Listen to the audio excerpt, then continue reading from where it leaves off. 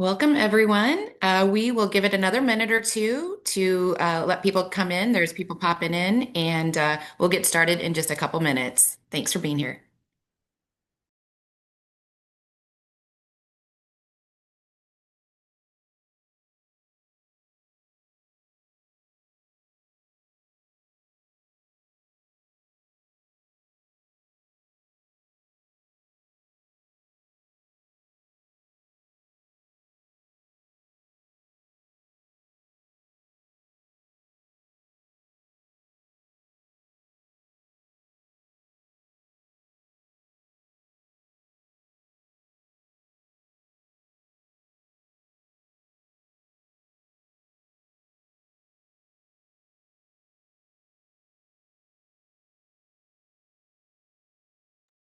All right, for the sake of time, I'm going to go ahead and get started here. There are people still coming in, but we will go ahead and get started.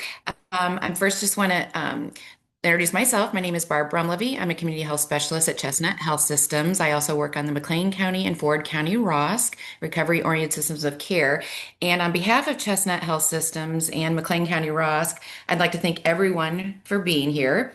I had the privilege of meeting these very powerful women within the past year. And although this is a very hard subject that we'll be talking about today, it's very important, eye-opening. It was to me.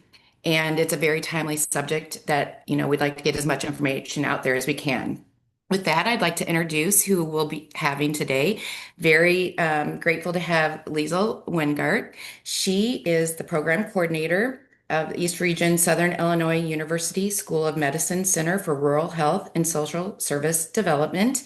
And we also are very lucky to have here a newly formed 501(c)(3) here in Bloomington, Illinois, Allies Against Trafficking, and the Chief Program and Strategy Officer and co-founder of Allies Against Trafficking, Kelly Schwamberger. And we'll be starting, Lisa will do the first hour, and then at 1 o'clock, we will transition over to the Allies Against Trafficking, and Kelly will do her presentation. We will try to save questions for the end. If there's some, when Liesel's finished, we will try to get those. But we'll save questions for the end and go over those. Um, a couple of housekeeping things before we do begin. Just want to let you know that CEUs are available, and in order to receive those, Liesel will have her email at the end of the presentation. We can also, well, we can get it to you if needed, but she'll have that up at the end of presentation. You can email her with your name, your certification or degree, your license number, and I think that was it with your email address, of course. And then also, like I said, Q&A, we'll have questions at the end. And then lastly, we're going to try to have I'm sorry, something happened there. Lastly, we're going to have a in-person follow-up training in January. Tentatively, we're looking at January 27th, and we're waiting on a location. More to come on that, and we will get that information to you as soon as possible. And I'd like to just, at this point, hand it over to Liesel, and we'll go from there. So thank you, everyone. It is good to be here. Thank you so much. I'm going to give you guys a little bit of a preface here. I have had a cold all week, and so if I start coughing, just give me a minute. I'm prepared with my hot tea and my cough syrup and my cough drops and all that kind of thing. But I just want you guys to be aware that that may start happening. I'm hoping not. However, let's see what happens today. So what I am going to do, let me get the slideshow going. Here we go. There we go. Okay, can everybody, I'm assuming everybody can see that. Um, what we're going to talk about today is, as she said, as Barb said, really tough subject. So drug endangered children. And then we're going to talk, the second half of this is going to be the intersection between those children who are growing up in drug homes and what we call familial or family sex trafficking or human trafficking. It's a little bit different than the type of trafficking that we think of when we think of human trafficking. And I'll get into that here in a little bit, just briefly, but Kelly will be the one that's going to be handling most of that, but I'll kind of give the preface to that. But let's lay the groundwork talking about drug endangered children. I do, as I said, some of this stuff is pretty disturbing to listen to, and so I just tell you, take care of yourself. If you need to turn the volume off or you need to step out of the room, whatever you need to do, please take care of yourself. For some people, this is really triggering also. Never fails when I do any of these trainings that I don't, I always have several people that find me afterwards and say, oh my gosh, that is exactly what happened to me. And it was really hard to listen to. So just know that we all understand in this space that can be kind of tough. Um, the gist of this training has to do a lot with this saying that Desmond Tutu, or this quote that he put out, that there comes a point where we need to just stop pulling people out of the river and we need to go upstream and find out why they're falling in. So it comes back to a story of a man that was walking along the river and saw people that were drowning, and he was dragging them out of the river and pulling them out and getting them dried off and sent on their way, get them their help. And at some point in all of that, he thought to himself, I need to know why these people are falling in the first place. And in my work, I work as a program coordinator with the School of Medicine. I run many of the programs in Southern Illinois, not all of them by any means, but multiple programs. The biggest part of what I do is working in addiction and recovery and working with all the systems that go along with that. So I work a lot with adults that are in the process of recovery. And as I've had conversations with them over and over and over again, what we hear is that they grew up in a drug home. Not all of them, not all of them, but a significant portion of them have. And as we have dug into that and done the research, and I've spoken to people, and I've sat in on seminar after seminar after seminar, what we realize is that right now, when we're treating adults in recovery, we're just pulling them out of the river. That's the best that we can do. When really what we need to be doing is going upstream and finding out why they fell in the first place. And usually that starts in their childhood. So what we're going to talk about is those particular children who have grown up in a drug home. That is what the definition for drug endangered children is that we're going to use right here. These are children that suffer both physical and emotional harm as a result of living in an environment where drugs are, whether they're legal or illegal, doesn't matter, that there's going to be harm to those children in some way, whether the caregivers or the parents are using or they just have them in their possession. They may be manufacturing them, they may be growing them, they may be distributing them or dealing them, if you want to put it that way.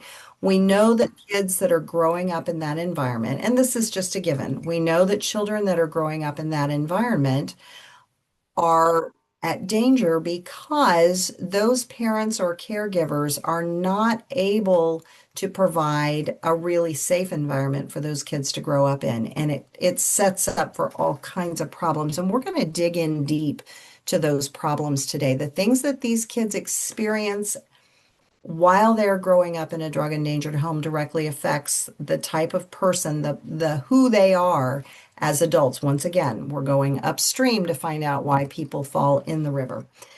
This statistic came out in May, just this past May. It was published by the Journal of the American Medical Association of Pediatrics. This is information that came out of the NASDA survey in 2023, 24, somewhere around in there. But 1 in 4 children are living with a parent or a caregiver that has substance use disorder. 1 in 4 children, that's a lot. Now, I want to preface everything by saying I'm going to use the terms addiction, substance use disorder, and substance misuse I'm going to use them interchangeably. And the reason I do that, I always lay this out there. is that from a professional standpoint, we typically only use the words substance use disorder or substance misuse out of respect for the folks that are in their process of recovery. Addiction sounds pretty harsh. And so, as professionals, we developed these other terms. Now, as I said before, I work with adults who are in recovery, and every time, just almost every single time, when I use those fancy words, SUD or substance use disorder or substance misuse, they always stop me and say, Miss Liesel, would you just call it like it is? Would you call it addiction? Because that's what it is. That's what I know it as. So, and I say this tongue in cheek, but I mean it earnestly and in complete respect, rather than pick one term or the other and offend one team or the other. I'm just going to offend everybody all at once. And I'm going to use those terms interchangeably, but I say that in love. So please don't take it wrong. I'm trying to respect everybody's wishes here. So, 1 in 4 children living in a home where drugs are present. And more on this criteria tells us that these parents or caregivers, these are only the ones that we know about that are using or dealing, or if you're dealing, you're probably using. 1 in 4 children living in these particular homes. And the other caveat is this number only encompasses those children who are living with parents or caregivers who have what we call moderate or severe substance use disorder. So this isn't even the children that are living in what we might consider to be a mild drug type of situation. So this number is still underestimated. Also, keep in mind, these are only the children that we know about. And just a few years ago, when the research was done, prior to that, we were saying, oh, 1 in 8, 1 in 9 children. So just in a few short years, as more reports have been made, as more of this has been found, we're finding 1 in 4 kids. That means in a classroom, a kindergarten classroom where there's an average of 20 children, 5 of them at least are living in a drug endangered home. That is an astounding number. And it is something that we absolutely cannot shove under the table anymore. In any type of drug endangered situation, typically, and rightly so, we address what's going on with the adults in the home because that's where we fix it. That's where we get the adults help and we help to work to fix the family. The bad part is that typically the kids kind of get shoved underneath the rug.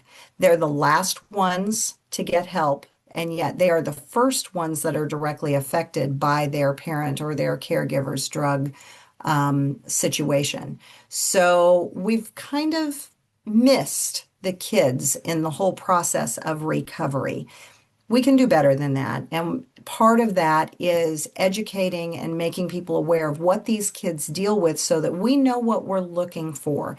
And then the wheels start turning as far as how do we help these kids.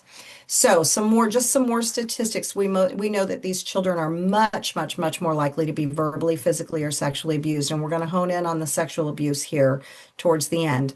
We know that these children are 4 times more likely than others to be neglected. Neglect is a key word here because if we're going to catch these children at the earliest point, yes, we would like to prevent this from happening, but if we can't prevent it, we need to get to these children at the earliest point. And where it becomes noticeable is when these children are reported to DCFS for neglect or DCS child welfare, whatever you want to call it. They're reported for neglect, not abuse, but neglect. And so we're going to swing back around to that term. There's a reason for that. We also know that these children grow up to have a strong likelihood of developing out substance use disorder themselves. Again, that is something that we can get in on the prevention end of this if we are getting to these children early enough. With that being said, we're going to talk a little bit about whether this is genetic or whether this is something that is a nurturing piece of things. But we'll get into that a little bit more later. A few more stats. We know that a report for child abuse or neglect, most often neglect is where it goes, happens over 8,000 times a day in the United States. So this is on average 88,640 calls a day. So just shy of 9,000 calls a day. Now, out of those, something that we need to remind you of is if you look at the bottom of this screen, two-thirds of the people, and these are adults that are in treatment for substance misuse, have reported being abused or neglected as children. There's that neglect word again. You tie that into over 8,600 calls a day or reports a day that are made. We've got a strong correlation here. There's a problem, and these children this needs to be addressed. So, children who experience abuse and neglect are more likely to be arrested as a juvenile, more likely to be arrested as an adult, and they're more likely to commit a violent crime. I work strongly in the judicial system with this data. Again, because we've got adults that are trying to go through the recovery process, or they are at least, at the very least, judicially involved from a probation standpoint. And this has all been a part of their life. And so judicial systems need to understand what's going on behind. Yes, their job is pulling them out of the river and working with them, but if we don't know what to work with, if we don't know what they've been through, then we're kind of stuck.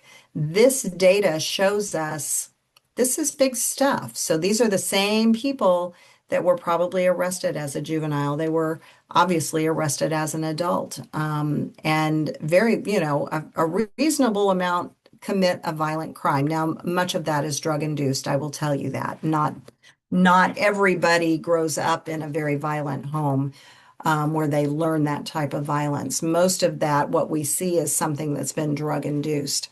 So I want to play this video, and what I want you to watch, this is a very short video. What I want you to watch in this is just the pictures. There are a couple of pictures of from homes where drugs have been present. And I want you to be thinking about what it would be like to be a child living in this type of situation. That's the purpose of this video. So let's see if we can make it work appropriately. I hope we can. Manufacturing or distribution or use of illegal substances in the home or in the place of residence that the child is living in really gets in the way of a parent or a caretaker being able to provide what we need to provide for children. And a lot of kids growing up in those environments, they've mastered a way of being very secretive about what's going on in the home and very protective. Kids that have grown up in chaotic environments where there's been illegal drug use and other issues going on in the house, they really need to know that even if their parents are not able to get off of drugs or alcohol, that they potentially can heal from the effects of growing up and that kind of a situation. Okay, I'm hoping everybody could hear that. I always worry a little bit with the videos whether folks could hear it. But what I really wanted you to see out of that are the pictures of in the homes and if you think about it, what is a child experiencing when they're living in that situation?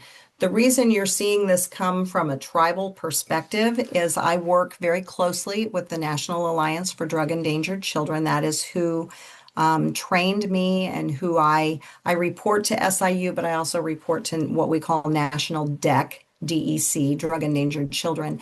And they do a huge amount of work in our tribal communities. So just so you know that this is a strong issue, not only just in our outside of tribal communities, but also within our tribal communities. So that's why you're seeing tribal pictures there, those kiddos. But think about what it would be like being a child living in a home like what you just saw, some of what you just saw, very brief clips. So that drives this definition of neglect. And I want to go over that in the state of Illinois. Well, in every state in the United States, every state has its own legal definition for neglect. This, what you're seeing on the screen, is Illinois' definition of neglect.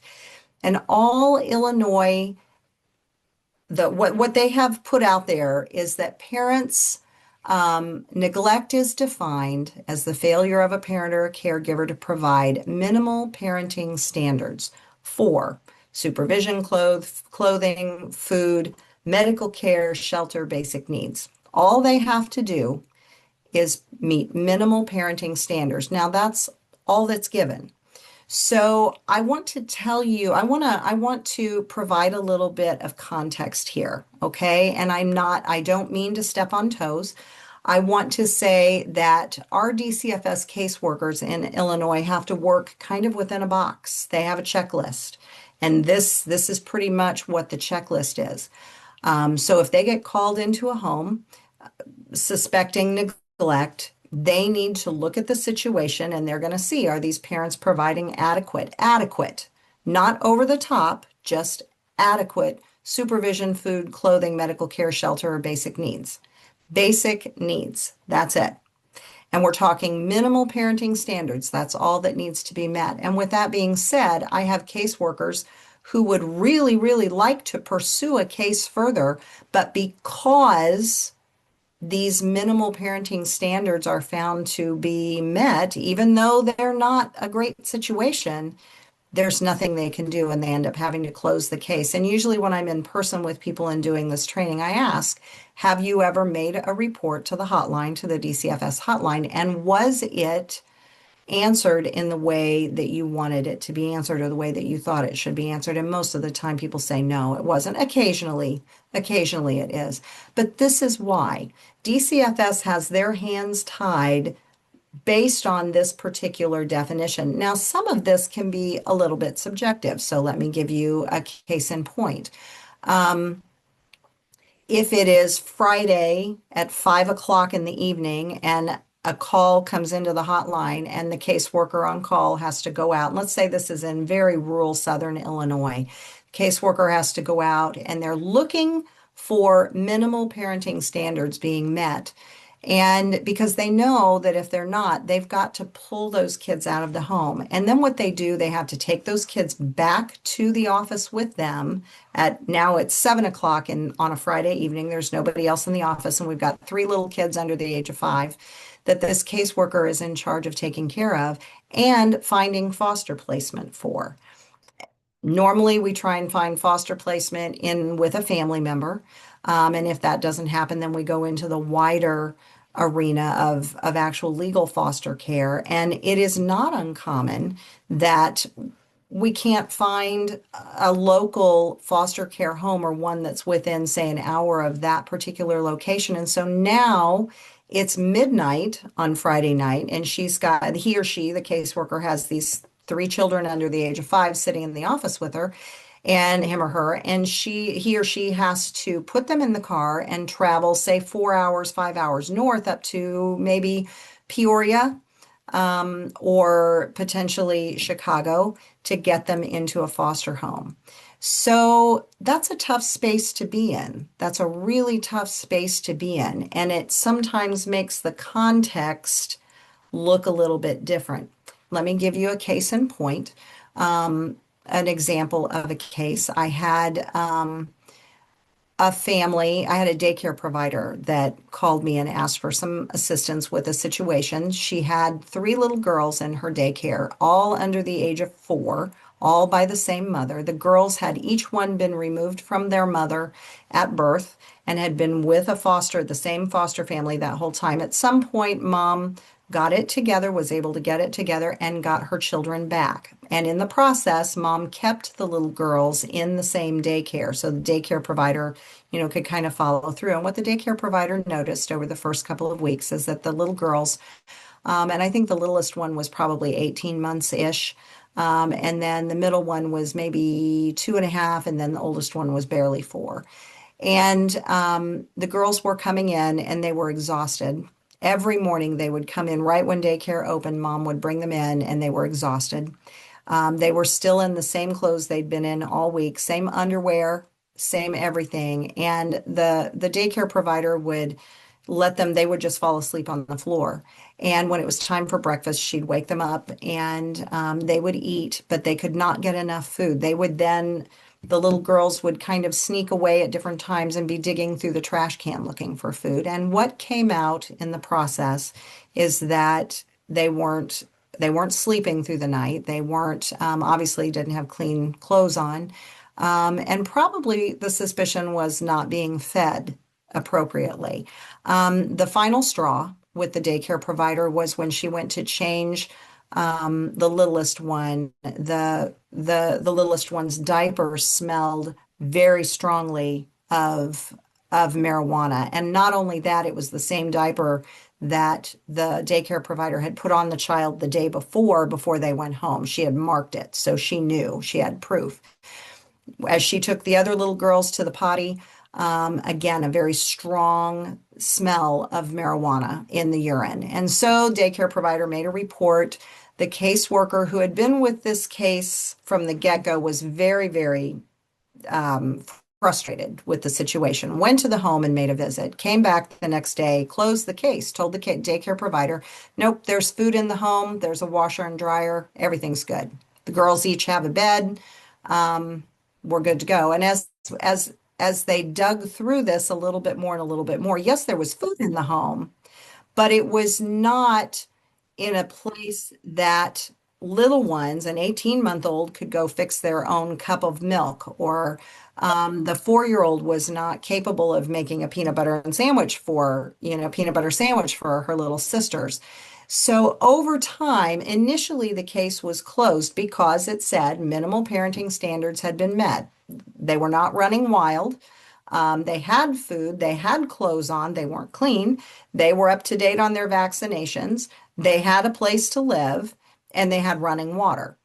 Now, you and I would see that as that's not enough. But when it comes to this context, you see what I mean when I'm talking about sometimes those caseworkers' hands are tied.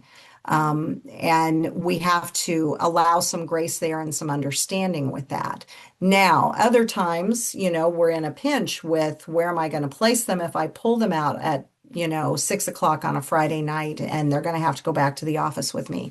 So when you're thinking about making these reports and you get frustrated that it's not being handled the way you feel like it is, I want you to remember what this definition, the legal definition of neglect, is in Illinois. And I will tell you, Illinois probably doesn't rank in the top 10, in the United States as far as a good legal definition of neglect. So just kind of keep that in mind, and keep it in mind when we're talking about children, typically who are growing up in a drug endangered home, where we first catch it is with neglect. So that helps us to learn how to formulate our reports when we make a report to the hotline, being very, very detailed. You can never give enough detail, because what happens is, even though that report might be unfounded, 5 or 6 or 7 reports later, there might be a founded situation, and then they pull up all the other reports that were unfounded and they begin to put the pieces together. So just understand that you're not wasting your time. Sometimes it takes a little while, and we have to remember that that caseworker really is working within a very tight box. Now, second definition I want to go through, and I know everybody's going, I know what addiction is. I don't need to define that, but I want to give you the medical definition of addiction. And addiction, substance use disorder, substance misuse. And this is coming out of the National Institutes for Drug Abuse, and they do use the word addiction. There are 4 main components to addiction. So when we're talking about a parent or a caregiver that's living in this situation and providing this scary environment for these children, here's why. And I want you to understand what those adults are dealing with. So we know that addiction is chronic. That means that it never goes away. It is always going to be a part of their life. It doesn't mean that they're an active addiction their whole life. It just means it's something that they have to be very aware of at all times. So if they go to Walmart and they get in line behind somebody who's been smoking meth, and they're going to smell that, and it's either going to smell horrendous to them because they've been in recovery too long, or it's going to smell really good and it might be a trigger. It is something they constantly have to be aware of. We also know that that addiction is relapsing, and I have I have people argue with me on this all the time. The average number that I see in the research for relapse is about 60% of people will relapse at least once when they're working through recovery. Now, I have to tell you, in the years and years and years that I have worked in the addiction and recovery processes, I have yet to meet anybody that has not relapsed at least once, just once. but at least once. We know that addiction is a relapsing disorder. People are going to be triggered. They're going to reach for what they know best to stem the tide of the pain or the trauma. It's just how it works. Let me also throw in a real quick study that was done by Health Management Associates, and I'm going to simplify this a whole heck of a lot. So just bear with me. There were two groups in this study. The first group was a group of people that had never dealt with addiction. We took away they took away their food and water for several days. Now, I don't know about you, but I get pretty hangry when I don't have my morning Coca-Cola from McDonald's with lots of extra ice. I can't imagine going without food for 2 or 3 days, food and water. The other group was folks that were living in active addiction who agreed to do without their drug of choice for 24 hours, just 24 hours. That's a really tough thing to do, really tough thing to do. And what the researchers did was measured certain chemicals in the brain, not just dopamine, but some other things. And what they found is the folks that did without food and water for 3 days, their number of the best way to explain it is in the brain, their desire, their need for food and water. So you know how hungry we would get. Their number came to about 100. They really needed that, and it was high. 0 being, obviously, I'm good. I've had my lunch.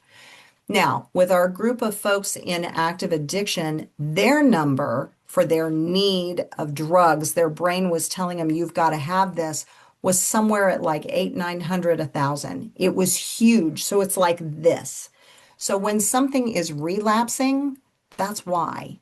It is a brain disease that says you've got to have this. You've got to have this. And so if any of you have family members or good friends who have been in active addiction and they've stolen from you. They've gone through your wallet and stolen your Visa, or they took your Christmas savings bank money. They found your code and got into your bank and got that. And you wonder, how in the world do people who love me, why would they do this? This is why. The drive is so strong. Even though they know they might go to jail, lose their kids, lose their driver's license, they might die from an overdose or otherwise, they still do it because it changes the brain. We also know that addiction is considered, it's considered a brain disorder, as I said. And what that means, it's a complex brain disorder. And what that means is complete nastiness. It means that multiple parts of the brain are involved.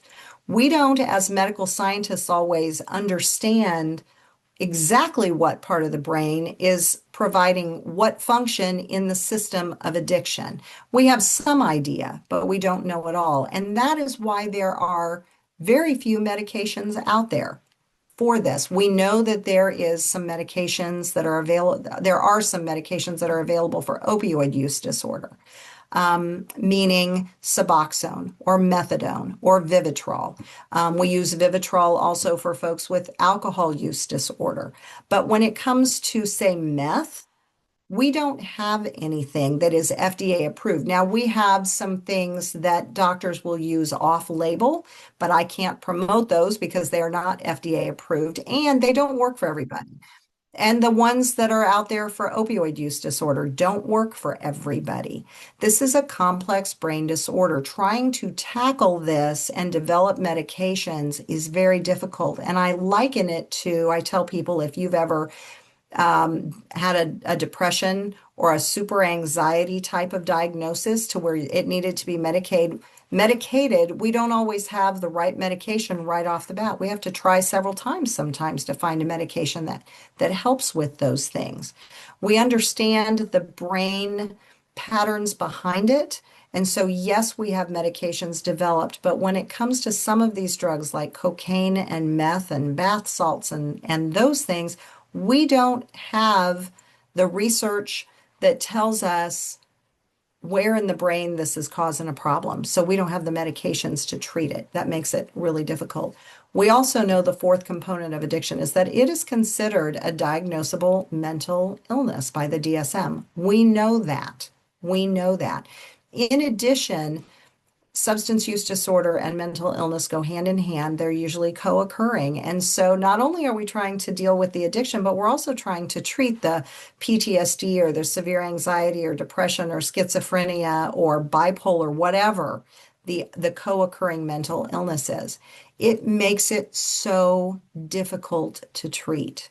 So, a couple of things I want you to take from this is, again, grace with these adults that are trying to figure it out, that it takes forever to figure out the right combination of whatever to get the help that they need so that they can function as good parents, if you will.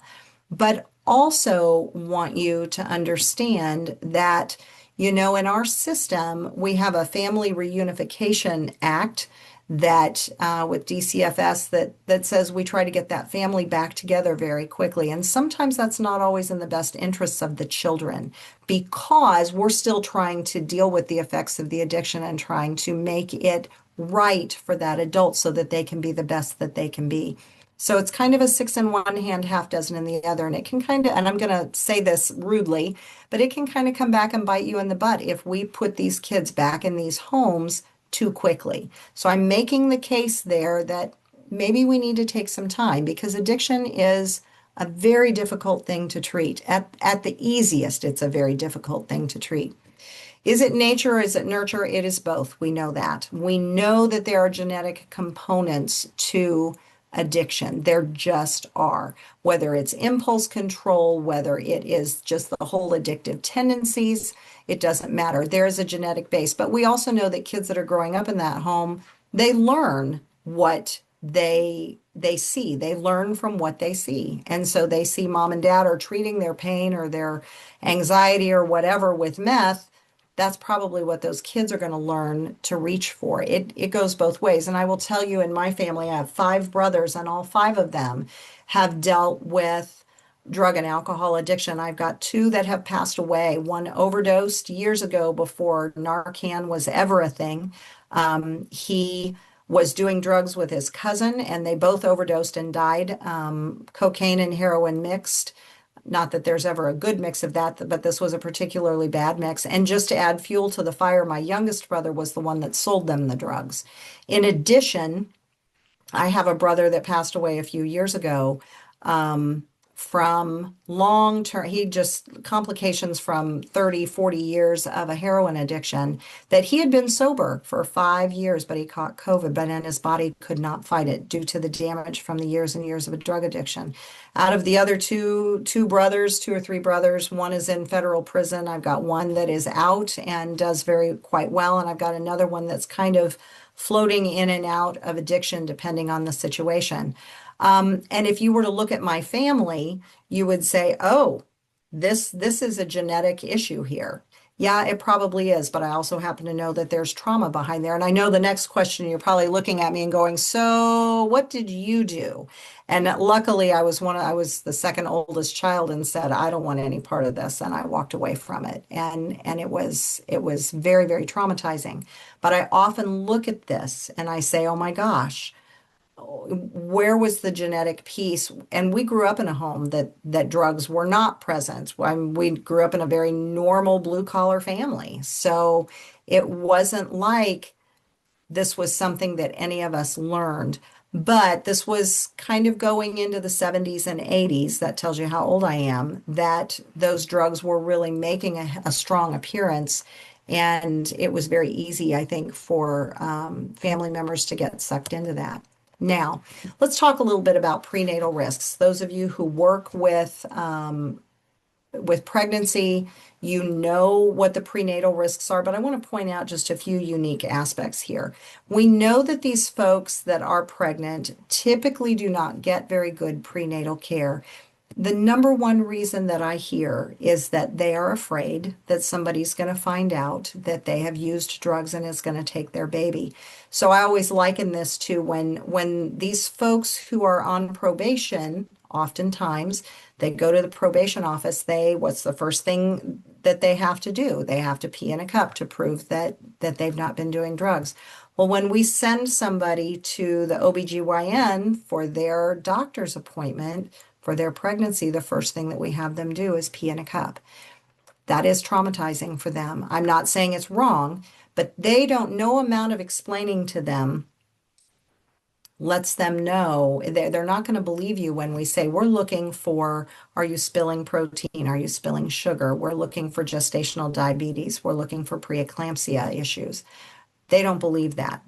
They just think you're looking for drugs. And so a lot of times they will avoid their doctor's appointments. Of course, things like transportation and I can't take off from my job, all of those kinds of things come into play here. They really do.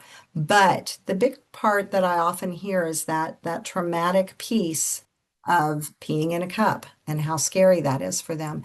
Oftentimes they don't eat well.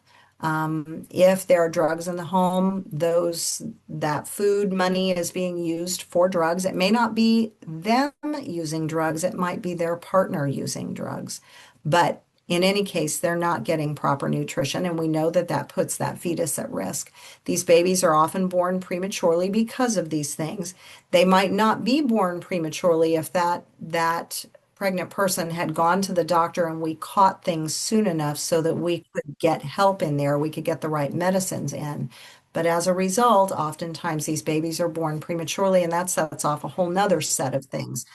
Small head circumference, lungs that are not developed. We may be dealing with cerebral palsy because of lack of oxygen to the brain. There can be a million things that set up with prematurity that we don't want. That's why we don't want babies born early. The last note there is that adverse postnatal environment. I should say adverse prenatal environment.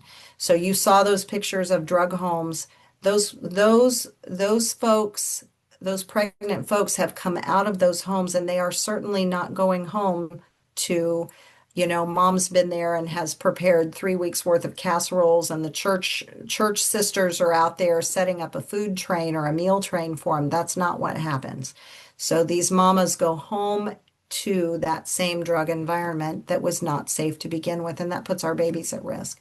So all of this, keep in mind, depends on what substance is being used, how often it's being used, how long it's been used, and how much they're using. So there's a big difference between a regular heroin user that's been using every day for the entire pregnancy compared to, say, a woman who got in a fight with her partner and he beat her to a pulp, and so she smoked some pot that night just to calm down. There's a difference in what kind of damage is done to those babies, and all of those things are wrapped up in prenatal risk. We need to know those things before we can really determine what's happened prenatally. Postnatally, it's a little bit easier to see. So I don't know if any of you have seen a baby that's been born addicted. These newborns, they shake. They have tremors. They're very easily stimulated. So just, our natural tendency is to hold those babies close. These babies, that causes such overstimulation that they're just shaking and they have that high-pitched shrill or scream and crying. They can't feed, they can't suckle very well. And as a result, their blood sugar goes down. So you've got all of this stuff going on. You need to hold those babies, but they get so overstimulated that we can't hold them. It is a very difficult scenario. And if you think about a perfect scenario, when a baby is born, we hold them close, we put them skin to skin, we love on them, we coo to them, we speak. These babies don't get that because we've got to deal with the addiction first and then go into the whole bonding situation. Because of that, to be quite honest with you, a lot of those early language learning pieces get missed. And we can make up some of that difference, but you and I both know it's better if it's done right from the beginning. But this kind of sets up an issue with cognitive issues, long-term delays in development, depending on how addicted this baby is and what they're going home to. So if they're going home to parents that had addiction issues prior, they're probably obviously going home to parents that still have addiction issues. And so their needs, both just from attention, all of the medical things typically just don't get met in the best way. As a result, as we keep going forward, we see behavior issues with these kids. And I'll come back to the ADHD and oppositional defiant disorder because those tend to rear their heads in a really ugly way later. Some of the other postnatal risks we see with these kiddos, home invasion. If you owe your drug dealer money, they are going to come kick your door in the middle of the night and demand their money. And I don't, if you've not lived in a drug situation like that, you don't realize it. When that drug dealer comes bouncing in there, they're going to be looking for something to hold for ransom until you get their drug money. And a small child is a pretty good piece of ransom now. So these kids oftentimes are, swiped away by their drug dealer and they get taken heaven only knows where, locked in a room, whatever, until mom or dad or caregiver can provide the money. And that is terrifying. And people say, well, I don't hear about that on the news. Nobody's going to report that. No parent is going to call the police and say, I need you to get over here because I owe my drug dealer $2,000 and he came and he took my kid and I need you to go get my kid. They're not going to do that. What they will do is oftentimes report my kid ran away.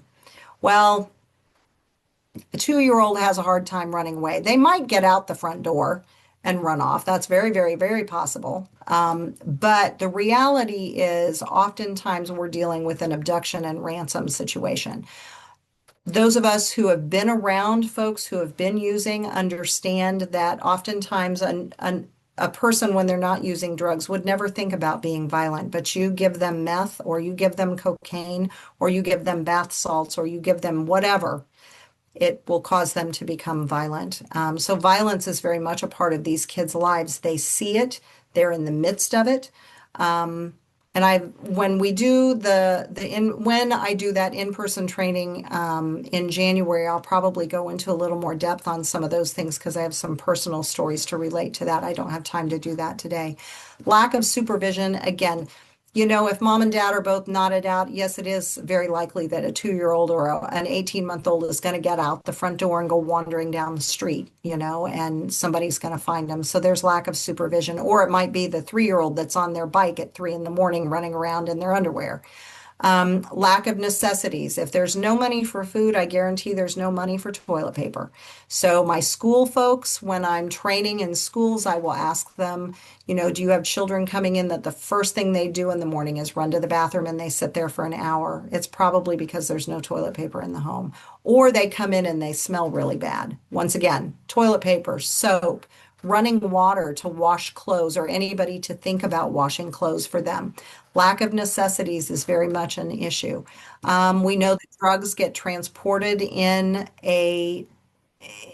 children's items. It's very common to find drugs inside the car seat or the diaper bag. I think people think that the police aren't going to look in those places. And what we're beginning to see now, law enforcement tells me that we're beginning to, if they catch it, parents are becoming very sly at actually shoving small amounts of drugs up inside anally a child's anal opening to hide those drugs because they don't think the police are going to go looking for that, and many of them won't.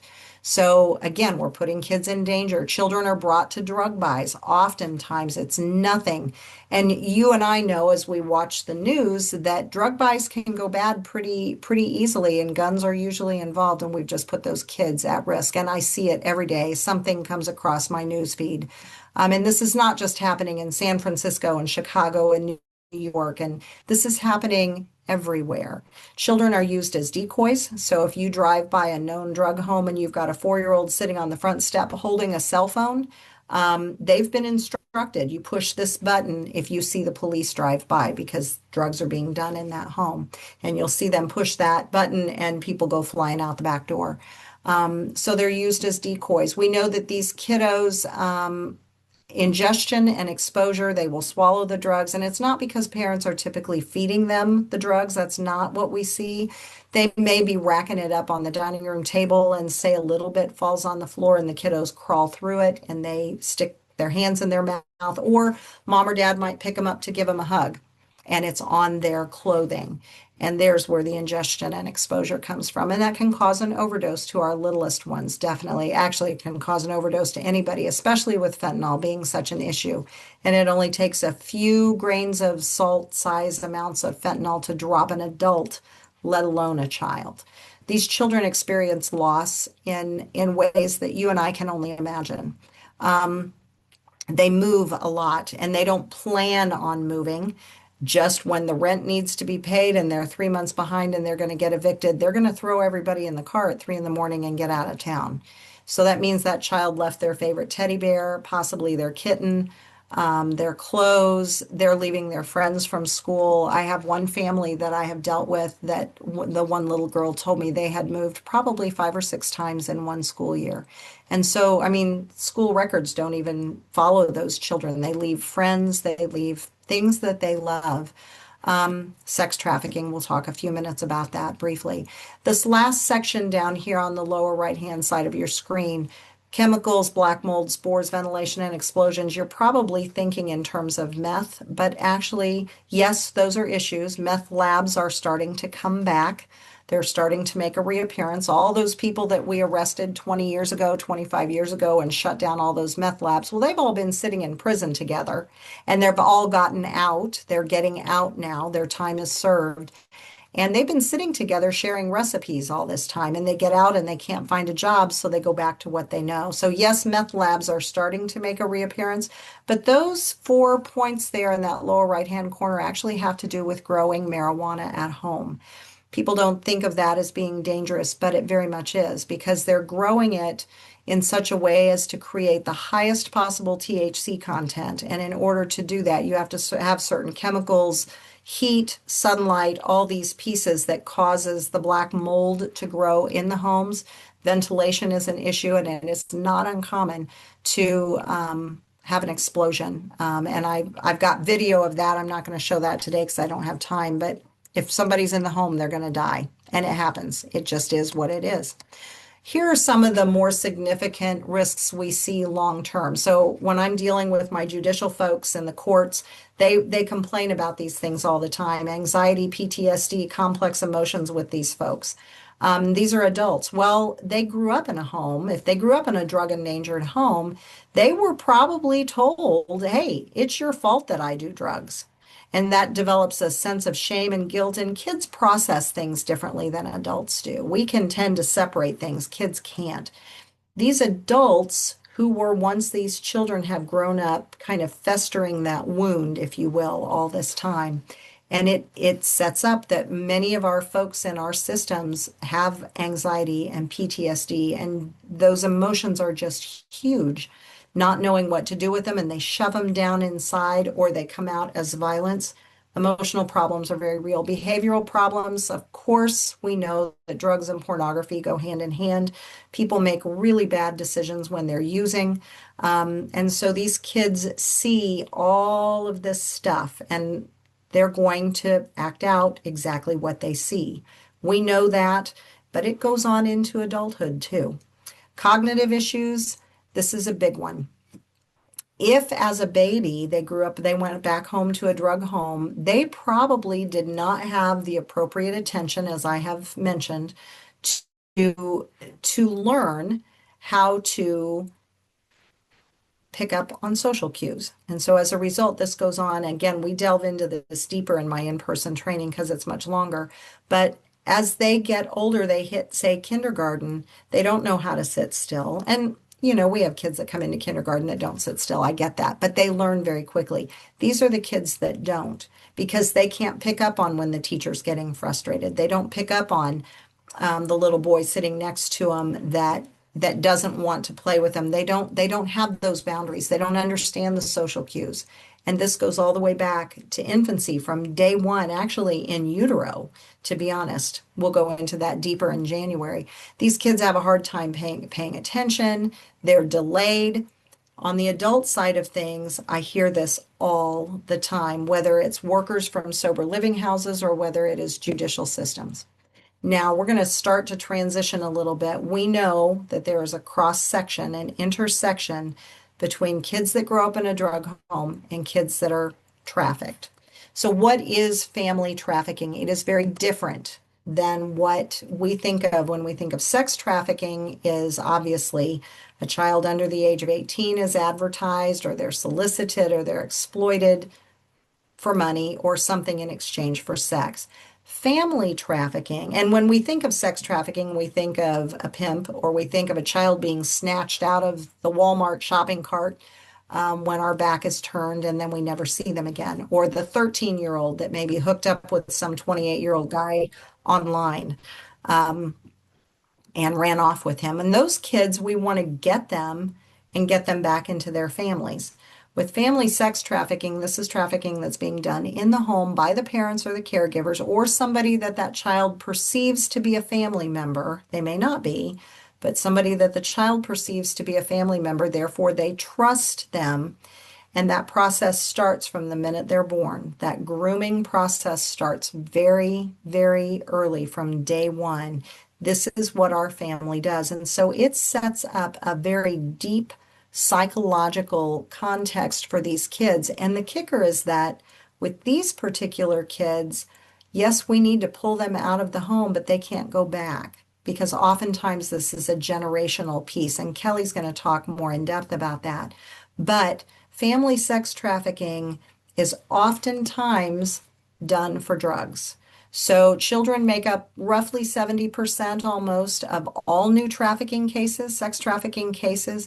82% of family trafficking involves an exchange of illegal drugs.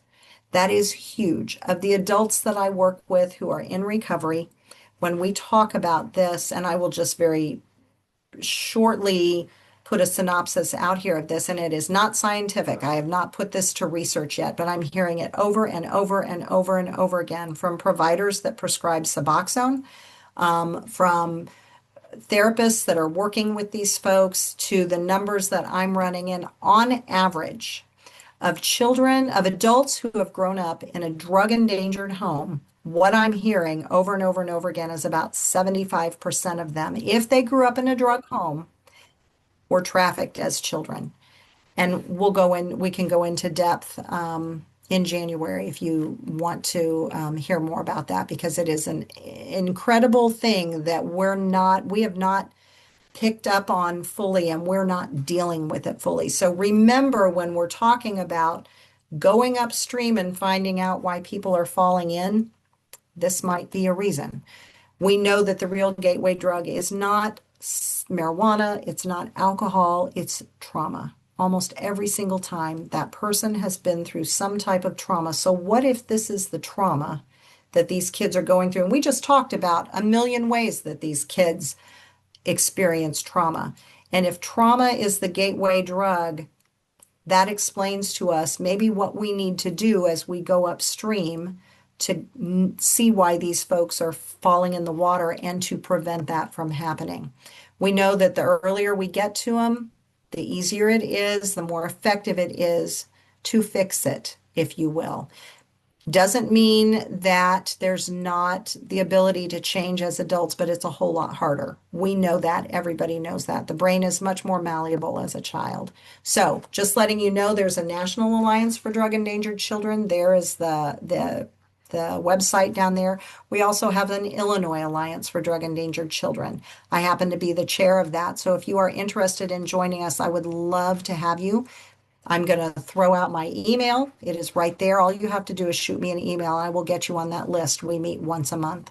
I'm going to leave it. I'm going to turn it over to Kelly. She's going to dig a little more deeply into the family trafficking piece. And we will come back to my email address in case you need that. And so just know that we're not going to leave you hanging on that. So I'm going to step out here and let Kelly jump in. And there you go. Hi, thanks, Liesl. Give me a second. We'll get this.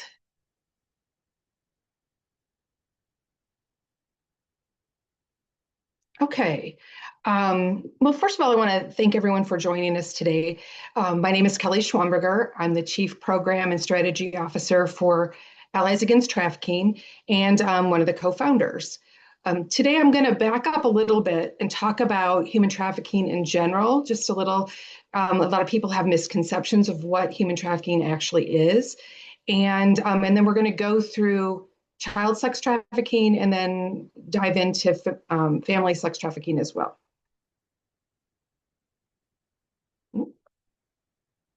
Oops. Like Liesl said, we have this is very sensitive content.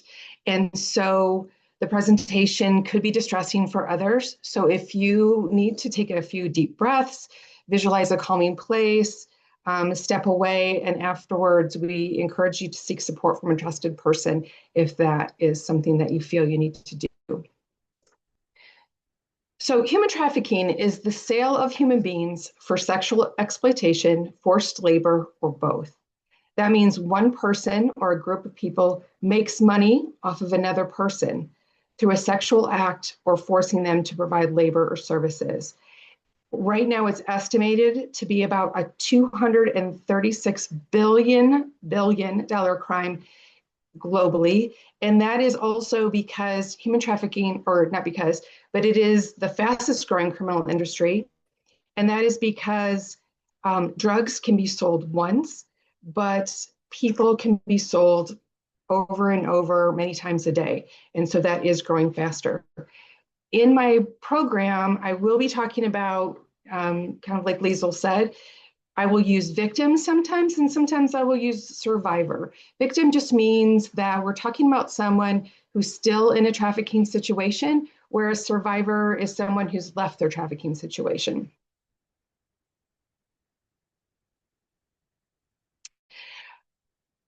For trafficking situations involving adults, they need to for it to legally qualify as human trafficking, there needs to be force, fraud, or coercion present. Examples of force include direct violence against victims, such as beatings, sexual assault, and physical confinement. Traffickers use these tactics to break the will of their victims, instill fear, and ensure compliance. With fraud, it's deceiving someone or lying or making false promises of love, a better job, or a better life to entice or trick them into a trafficking situation. And coercion includes the psychological or non-physical pressures to manipulate and gain control. A trafficker will provide every person everything that a person needs, making them feel special, cared for, promised for a good future. These are things that they may not have felt previously in their home or as they were growing. Then, without cause or explanation, they will take it all away while blaming the victim.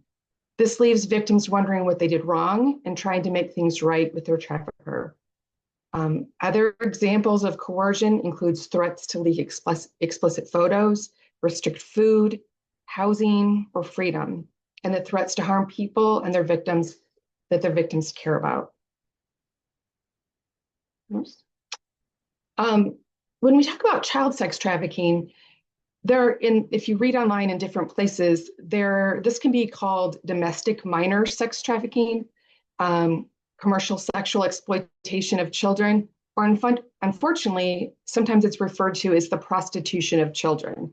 But what we want to know, the definition here is it's a form of child abuse that occurs when a child is under 18 and advertised, solicited, or exploited through a commercial sex act. And a commercial sex act is the exchange of anything of value. So we're talking money, drugs, a place to stay, whatever that is, for a sexual activity. So we are all kind of on the same page and can comprehend what those situations might look like. Here are some examples to help you better understand how diverse the situations can be. So a 14-year-old child befriends someone online and becomes romantically involved. This person pressures the child to have sex with their friends to earn money for rent. Or a mother permits her drug dealer to engage in sexual acts with her 6-year-old son in exchange for narcotics. A 15-year-old child trades sexual favors for complimentary rides from a rideshare driver. A 16-year-old transgendered youth has sexual encounters with a physician in return for hormones or financial assistance for medical procedures necessary for aligning their physical body with their gender identity. It could be an 11-year-old child who receives a cell phone from someone they met while on a gaming app in exchange for performing live masturbation on camera. Or a 13-year-old child escaping from a group home with a 14-year-old friend. The friend takes naked photos of the child and posts an advertisement for sexual services on an adult website to earn money for their hotel and meals. Again, it's important to remember that no matter the situation, children cannot consent for commercial sex. And so there's no such thing as a child prostitute. Overall, human trafficking is an underreported crime, and it's estimated for overall human trafficking that less than 0.5% of trafficking victims are identified. Child sex trafficking is reported even less. And it's difficult to get statistics from this, but as we look here, this is from the Center for Missing and Exploited Children, and these are all 2014 stats. During this time frame, they received 27,800 reports of child sex trafficking from all over the United States. Each state was represented, including Washington, D.C. and Puerto Rico. And of those reports, it's important that you realize not all of those children were missing. Some were being exploited children some were exploited children still living at home, and some of them were being trafficked by their family. Of the 29,000 children reported missing, 1 in 7 were likely sex trafficking victims. And the average age for sex trafficking victims reported missing was 15 years old. So who are the perpetrators of child sexual trafficking? Because trafficking is built on the economic principle of supply and demand, there are 2 groups of perpetrators, the traffickers and the buyers. The traffickers are those who recruit, groom, and exploit children for profit. They can be anyone, but more often it's someone known and trusted by the child. And when you look at the bulleted points underneath traffickers on the slide, you can see that almost all of those listed are people that should be trusted adults and someone that the child can actually depend on, but that doesn't necessarily ring true all the time. As far as buyers, these are people who solicit or purchase the child for sex. In some cases, there's no identified trafficker, and it's the buyer who is directly exploiting the child. For instance, if a child runs away, a buyer may exploit the child's need for food and shelter by offering to provide basic needs in exchange for sex. And perpetrators can come from all genders, races, ethnicities, and socioeconomic backgrounds. You cannot look at someone and determine if they are a perpetrator of child sex trafficking.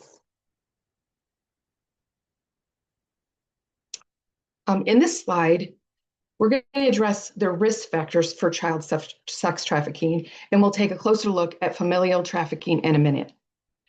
When we look at the risks children face related to sex trafficking, we see a wide range of contributing factors operating at multiple levels. Moreover, the more risk factors an individual encounters, the higher the likelihood that they could become exploited or abused.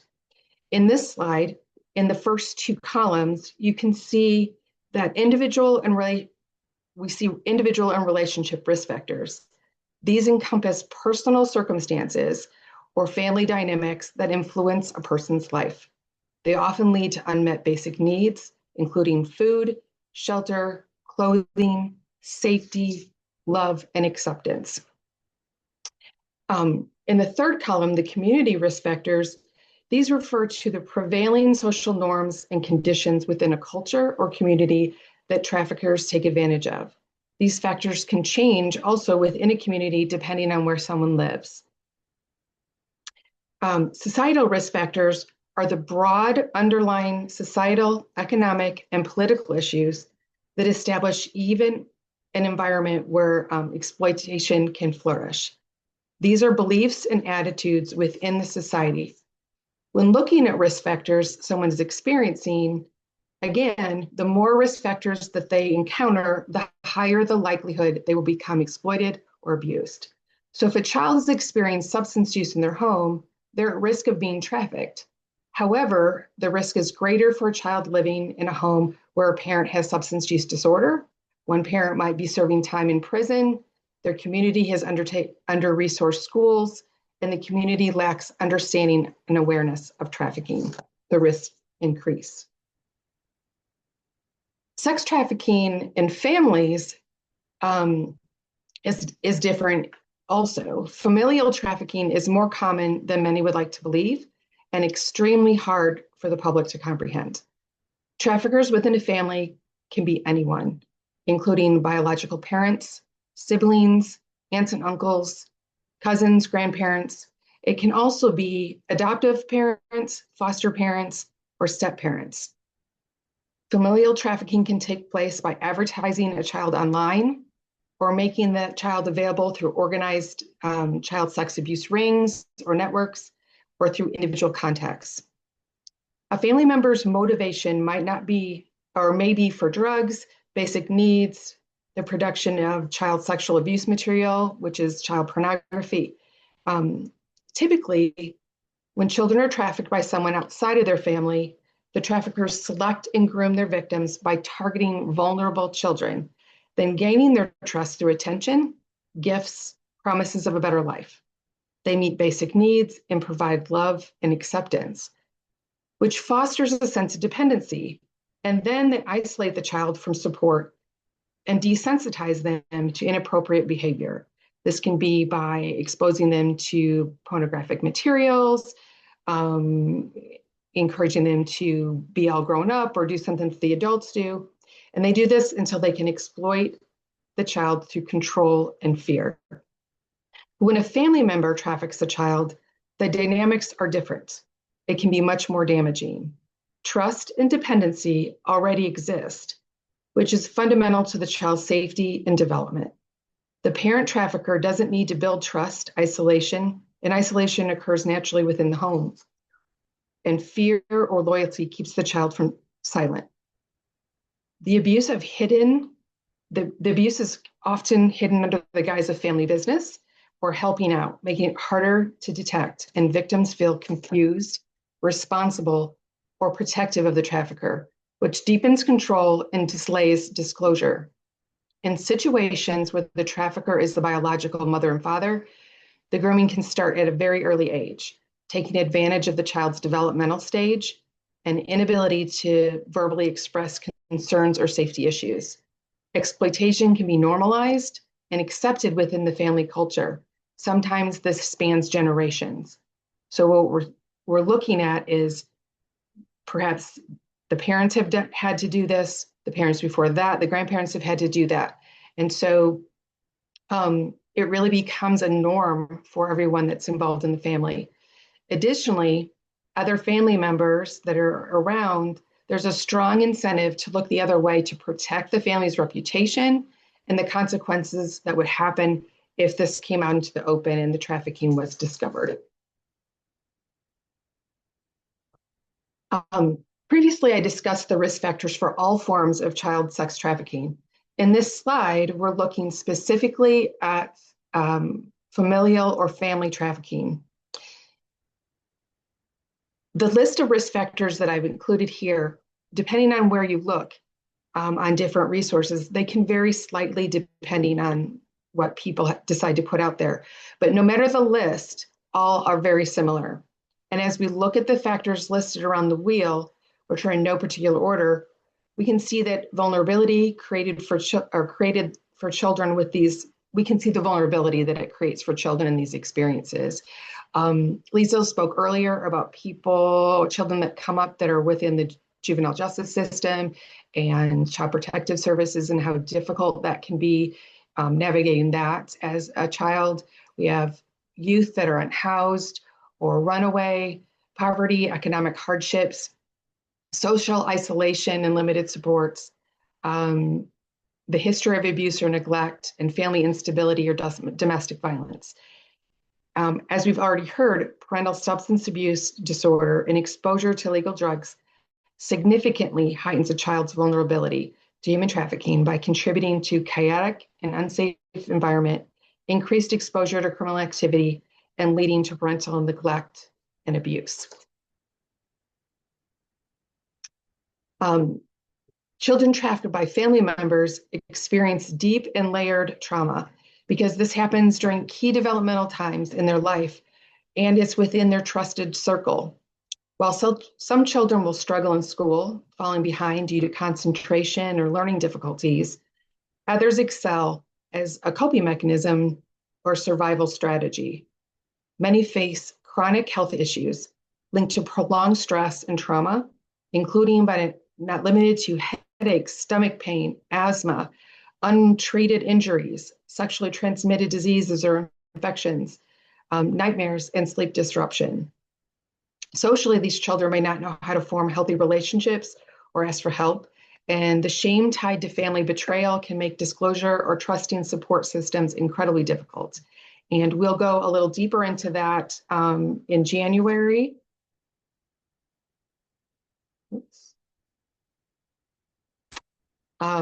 Support for survivors. Survivors of family trafficking often face deep and complex trauma because their exploitation came from those who meant that should have protected them. This changes how they trust and the safety and the healing that must be approached. Survivors need specialized trauma-informed care that recognize the impact of long-term relational abuse.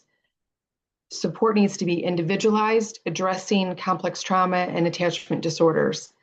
It needs to be consistent. One-on-one mentoring can help build trust and stability. And programs need to be age and culturally appropriate, meeting survivors where they are. There are some challenges, however, for support for survivors. And we see that many providers lack awareness of what family trafficking is. And because of that, when they see children, they miss the signs of abuse or identification when children come in for maybe their normal visits to the doctor's office. We also see that emergency and medical settings where healthcare is often sought aren't designed for trauma-informed disclosure or long-term care. This lack of opportunity for providers to really get to know the patients, or for survivors that aren't able to build, the survivors aren't able to build trust they need to ask for help or to disclose their abuse.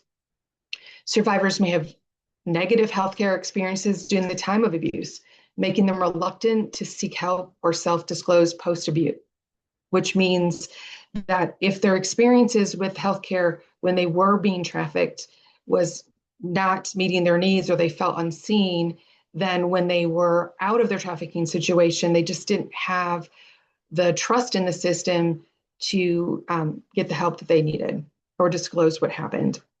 And finally, discrimination based on race, substance use history, or identity creates further barriers to care and trust.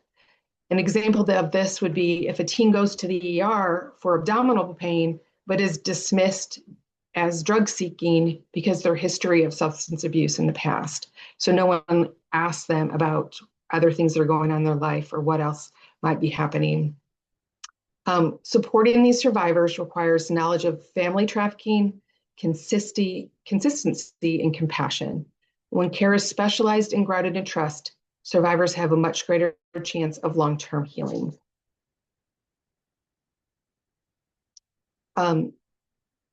Children who are being trafficked often show warning signs across behavior, physical, health, and environmental indicators. Behaviorally, we look for changes in demeanor, if they're being secrecy, or fear. Preteens and teens may start a relationship with an older individual that seems inappropriate, and they may start using substances. Physically, you can note injuries, exhaustion, neglect, pregnancy, or signs of sexual activity beyond what's age appropriate. They may have new tattoos suggesting ownership. Environmentally, paying attention to who controls the child. If someone other than a parent manages their money, phone, or interactions, that's a red flag. And individually, these signs can look like other forms of abuse, but when seen together, they may point to trafficking. As you look at those indicators for family sex trafficking, you can see that we've discussed many of them in the previous slides, but I won't go through each one. However, I want you to understand that family trafficking is often the most hidden form of child sex trafficking because it happens within the home in places that might look completely normal to the outside world. Because the trafficker is a trusted family member, they will already have daily access and control over the child. Because of that relationship, the child may appear well cared for, even attending school or participating in activities. So it's easy for outsiders to miss the warning signs. That makes this type of trafficking even harder to detect, and is how the exploitation is often disguised. It might be presented to the child as a way to help the family survive or earn money or repay debts. To the child, this can feel like an obligation or a family duty rather than abuse. At times, the child will believe that it's a normal activity, that they're doing what other children do, and they won't identify as a victim of trafficking. Survivors in these situations often defend or protect the trafficker, not because they want to, but because the fear of what will happen to their family, shame of what they did, or emotional dependency on belonging or being cared for by the family. They've been taught to protect the person harming them, to avoid something they may perceive as even more traumatic or painful. That's why professionals have to look beyond obvious signs of abuse and focus on patterns of control. Who speaks for the child? Who limits their independence? Who is the secrecy around the family's situation, and who can the child talk to? This is very difficult if the child is young or even a teen, as that's normal parental responsibility. And so recognizing these subtle patterns can make all the difference. It's often only the way that we can identify victims that would otherwise remain unseen.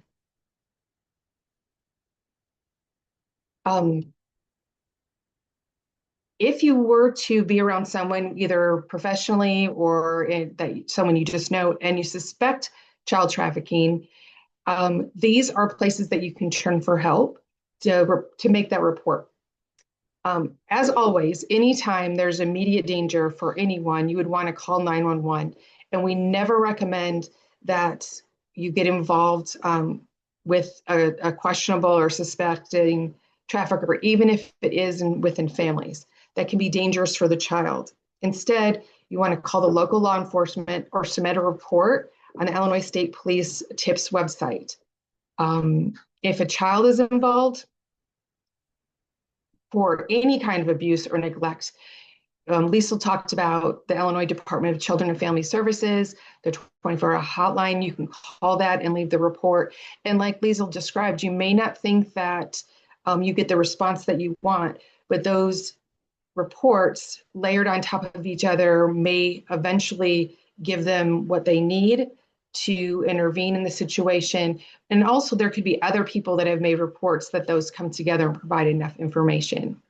At the National Center for Missing and Exploited Children, there's a 24-hour hotline that you can call to make reports. And there's also the cyber tip line that they have. These are places that you can report suspected. You don't have to know for sure, but just that something's suspicious is going on. And it is a way to report if there's a situation where you don't know the child. So let's say you discover that someone you know has child pornographic material on their phone or their computer, or they have it in their home. You can make that report, because you wouldn't be able to report who that child is, or to DCFS or to the local police, but they can help.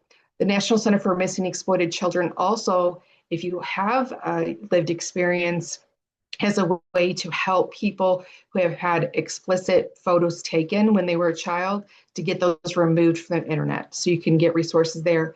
And then the National Human Trafficking Hotline, you can call to get resources, to have someone speak to you about if you are in a trafficking situation, or if you're looking to make a report, you can do that. And that's where a lot of the information we have on trafficking comes from.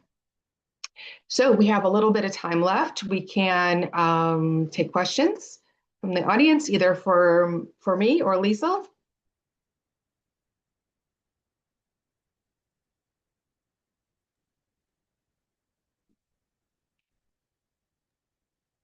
At this time, there are no questions in the question and answer box.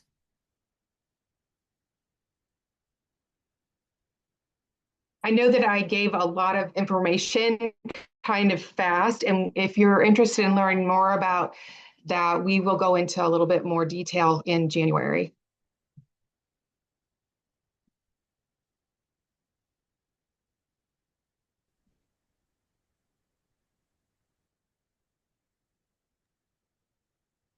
There was a question about, will this recording be sent?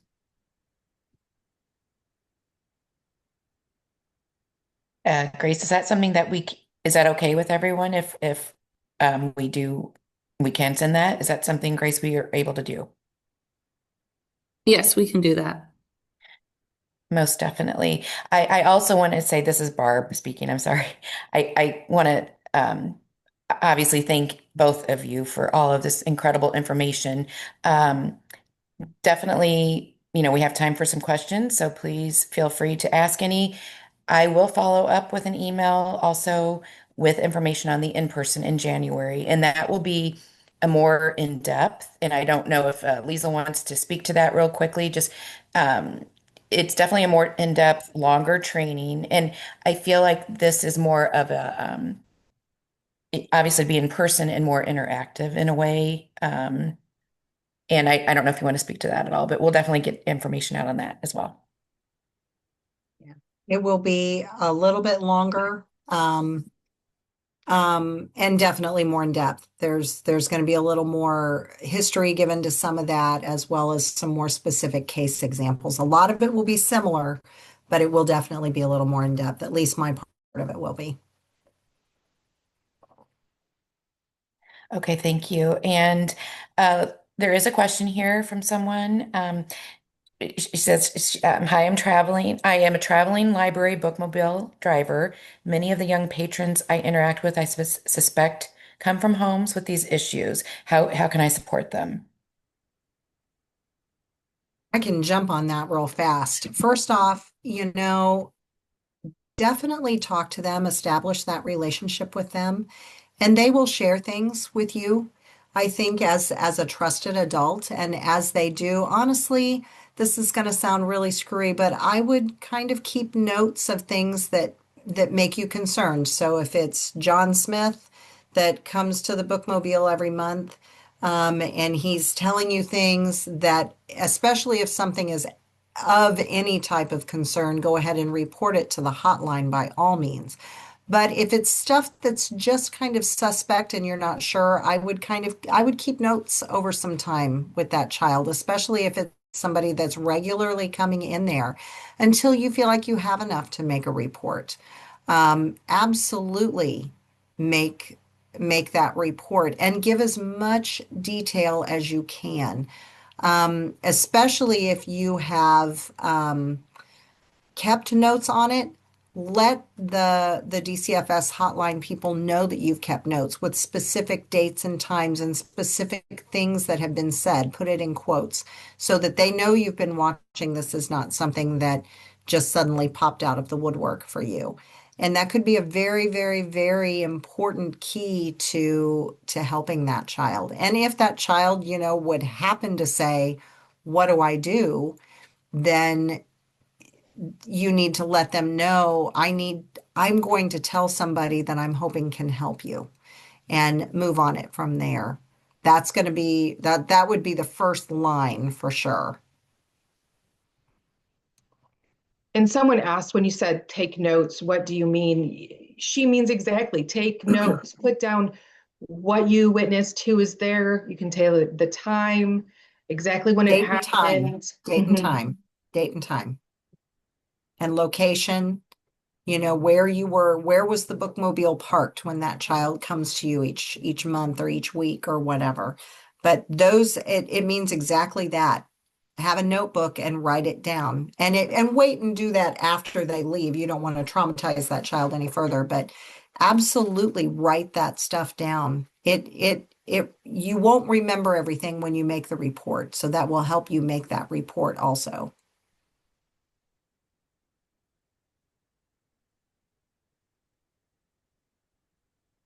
I'm reading, there's one more question there in the chat. I'm reading where to find support. Girl here is from a different dad. I'm trying to help them move forward. I'm not sure I completely understand the question, other than when we've got children that are dealing with trauma, if they're in the school system, you might make a referral if the school has a counselor on site, make a referral there because more than likely the teachers to those children or that child is also seeing things that are of concern. And so those reports can collaborate and the counselor can kind of be the main talking point with that child. And that counselor is going to see them every day if there's a counselor at the school. And not all schools have that. It is hard. It is hard, but school counselors are starting to pop up way more frequently, especially in our elementary schools, and they play a big part in this, definitely. I don't know if I answered that question well enough.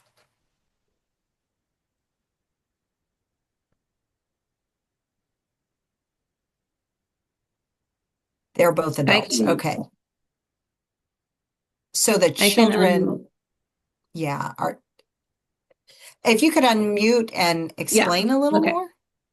I'll unmute Linda and let her explain.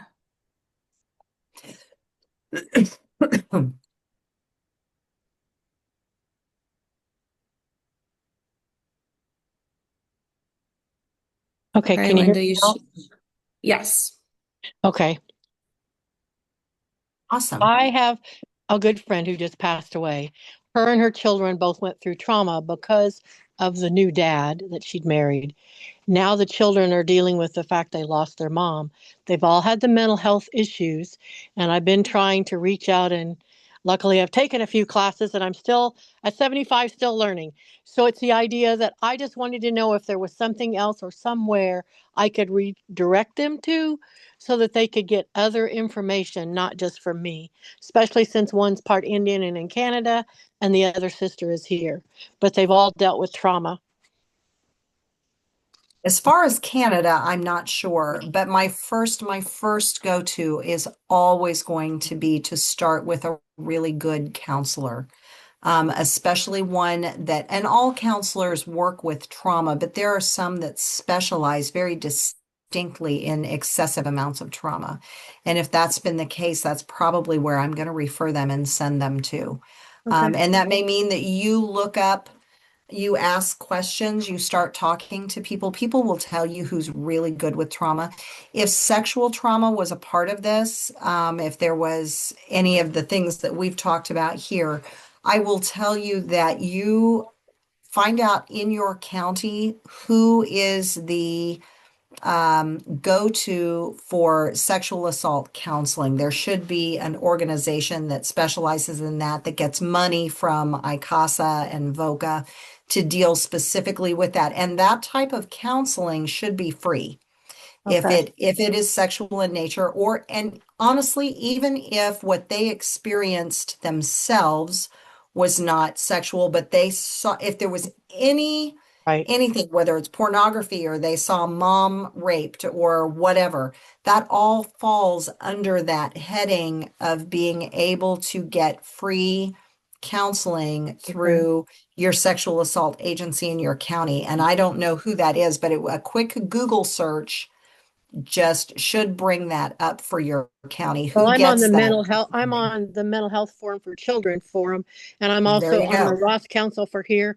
So we will Yes. be having meetings and I will be sharing what you guys shared, but I will also then be asking questions because the poor girl that is here in America, most of her half brothers and sisters are in Canada, but she also lost her two children in a drastic wreck many years ago and is trying to function to raise a grandchild.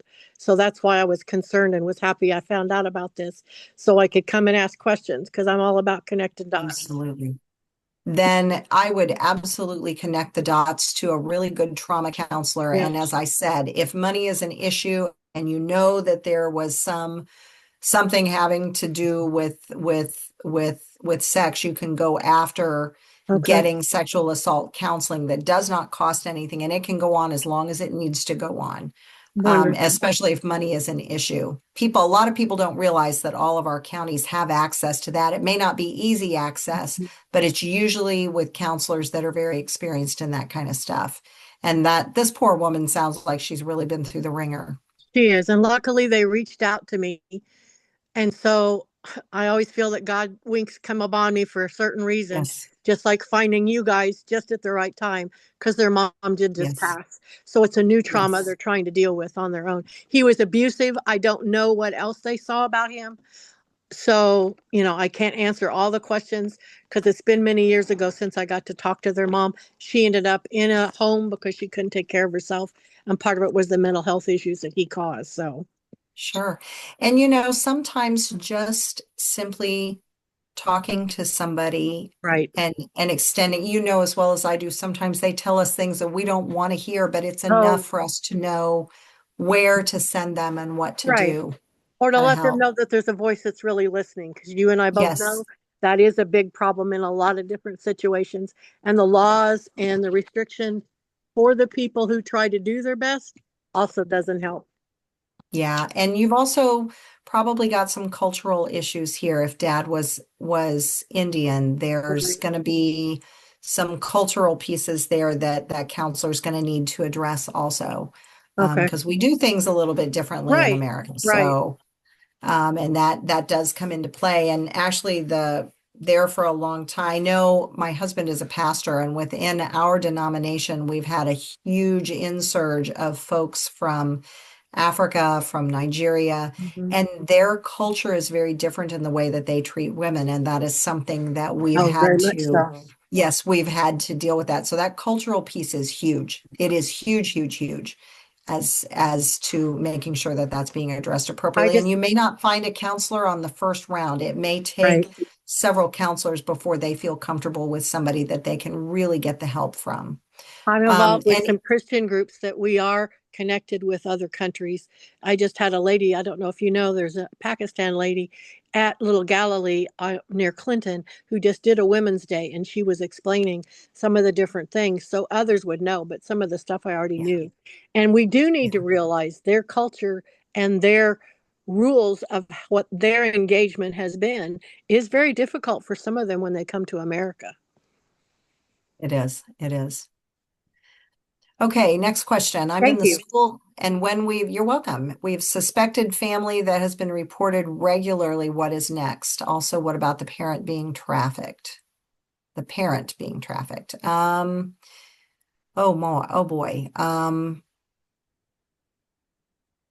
When a family is being reported regularly, I would just be staying up as best that you can on that. That's a hard one because some of our DCFS administrators are really good about working with the school systems to give them the heads up on what's going on, but they are constrained by HIPAA requirements. And again, the context, how they define that for themselves is different. It seems like every county looks a little bit different. I have some DCFS that administrators that are very willing to work with the schools and others that are not so much. So depending on what's going on there, talking to the children, making sure if you know that there's involvement, suspected involvement with some type of abuse, you can always work with the school counselors to be dealing with that. It's a tough one. That is a tough one. And you need more information probably than what you're going to get out of DCFS. But I still go back to counseling. I still go back to if there's been the sexual any type of the sexual piece going into the sexual assault counseling wherever that is in your area, bringing them in and talking about it. Sometimes another way, kind of a quiet backdoor way of getting into these kids is bringing in an educational session that's usually done by your local sexual assault counseling folks, bringing in an educational section that for those kids, teaching them, and I call it good touch, bad touch. It may be body safety, but you have to make sure that they are also addressing the the the family trafficking piece of it. Because once again, those kids that are raised in that environment, they don't see anything wrong with it. This is what my family does. I've been told not to talk about it. I listen to my mom and dad. That's what they tell me. And so you kind of have to come in through a back door for lights to go on in their head to go, oh, wait a minute, maybe this isn't okay. Maybe this isn't normal. But that's really hard for a child to do, to go against what mom and dad have been telling them. So education on top of education, knowing what your school counselor, what kind of relationship he or she has with those kids, and making sure that they're involved with those kids, especially if something has been there's whatever it is, whatever type of abuse has been or neglect has been reported regularly. And sometimes the what is next, which is the question there, what is next, is the next report to DCFS, especially if DCFS hasn't been able to get anything founded right off the bat. As we said, those reports build on each other, and eventually something gets done. It is a horrific, long process sometimes. As far as the parent being trafficked, which is very, very, very possible, I would probably start to lay the groundwork with a relationship with that parent and see if over time they might not disclose to you what's been going on. And then you're going to have to work off of what they choose to do about reporting. You can make the report, but if that adult doesn't own up to it when the police show up at the door or the investigation begins, there's not going to be much that you can do. It takes a while, especially on the adult side of things, because adults can make choices, children can't. They don't have a voice for themselves. We are their voice. Adults, the idea is that they're choosing to do that. It's very, very hard. And Kelly might be able to address that more from the adult trafficking standpoint. Yeah, exactly like you said, if a person is not ready to disclose and you make the reports, very often they're not going to own up to that. Or so having those relationships, building that, you can also offer resources like the National Human Trafficking Polaris Project has resources that they can reach out to that hotline where they can reach out and talk to someone about what they need without a report being made. Although that is changing hands right now, and that could change as far as whether or not the survivor has the ability to control whether or not police are brought into that. But again, the resources within your local community for domestic violence or mental health counseling, encouraging people to make those connections if they're not ready to go and just speaking. Yeah.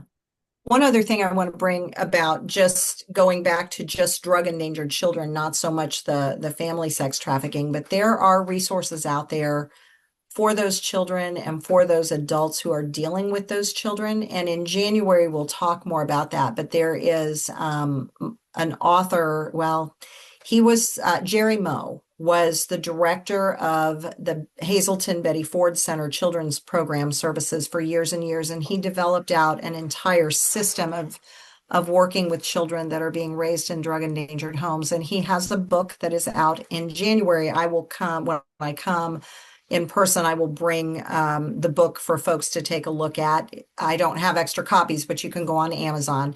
Again, written by Jerry Moe, M-O-E, and the book is called Understanding Addiction and Recovery Through a Child's Eyes. Gives a lot of information about how to talk to those children that are living in that situation, what to do, how to help them. Also, NACOA, the National Association for Children of Addiction, that is a website that has a ton of resources on there for children of all ages that are dealing with drugs in the home. And then I will also say, mostly for younger children, but the theories can be adapted for our older ones, is a website called sesameworkshop.org.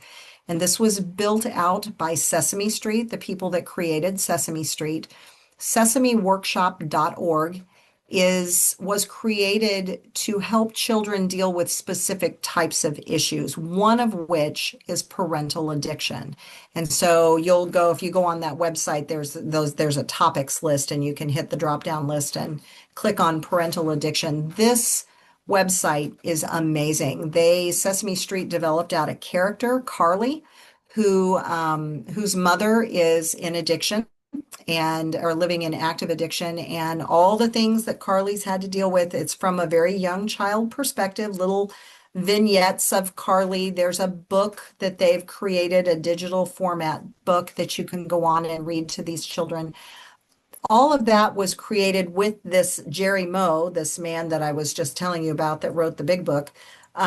He has been a consultant with NACOA and with sesameworkshop.org. This is his specialization. And there are so many good concepts that you can pick up coloring sheets and discussion points and little video vignettes, so many good things. And I know that they have been working on developing out what happens when mom or dad goes through rehab, goes through the process of recovery, and is now going to be coming home. They're starting to now roll out some of those vignettes and discussion points. But all of those, even though they're very basic and geared towards younger children, those basic talking points work with our teenagers also. Some really simple thought processes that are really good to get the ball rolling to talk. So if there are school people on here or folks that do work with children from drug endangered homes that are looking for those resources, we'll talk more about those in January, and I'll bring some samples with me. And it might even be worth our time to get on sesameworkshop.org and nose around and let me show you some of those things. But those are just a few. If you're desperately in need of resources for that, shoot me an email and please, please, please. And I will send out, we'll talk about it. We can have a phone call and I can help guide you towards some things that would be really good. It's too much to talk about here, but that's a whole nother training in and of itself. But we'll talk about some of that in January when I come in January. Thank you so much, Liesl and Kelly, and everyone here that has stayed on for question and answer. And I don't want to cut anyone short. We don't have any more questions at this time, but just, want to let everyone know we appreciate you joining us, and we look forward to the January training, and we hope that we can see you all, and we'll definitely keep you updated with information as soon as we know more. And is there anything else you'd like to say or anything before we leave, ladies? Looking forward to coming in January so we can talk more in depth. Yes. Most definitely. You both were wonderful. This is very educational, very eye-opening, and I, wanted to thank again everyone that came, and we look forward to seeing you in January. Bye-bye.